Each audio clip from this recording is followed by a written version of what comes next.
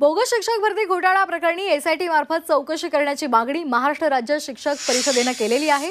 या प्रकरणाची व्याप्ती बरीच मोठी असून त्याची चौकशी एसआयटी मार्फत करण्याची मागणी नागो गाणार यांनी केली आहे। त्यांच्याशी संवाद साधलाय आमचे प्रतिनिधी अमर काणे यांनी। पाहूयात।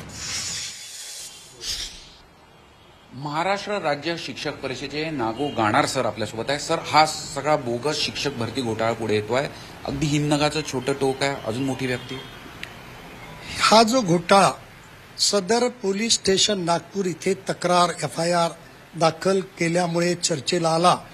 हे तर छोटंसं एक अशी शेकडो हजारोच्या संख्येत प्रकरण आहेत आणि नागपूर जिल्ह्याचाच जर विचार केला तर नागपूर जिल्ह्यातील प्राथमिक विभागात खाजगी शाळेत 580 अशी प्रकरणे असल्याचा अंदाज शासनानेच घोषित केला आहे। त्यामुळे हे हिमनगाचे एक टोक आहे। त्या निमित्तानं या विषयाला चालना मिळालेली आहे।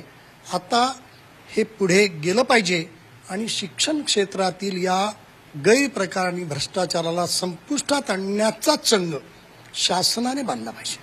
गाणार सर आपल्यासोबत होते। शिक्षण क्षेत्रातील हा जो भ्रष्टाचार आहे याचा संपूर्ण नायनाट झाला पाहिजे आणि या संपूर्ण प्रकरणाची चौकशी एसआयटी मार्फत करण्याची मागणी सुद्धा ते करत आहेत। झी मीडियासाठी व्हिडिओ जर्नलिस्ट रत्नश्री सातपुतेसह अमर काणे, नागपूर।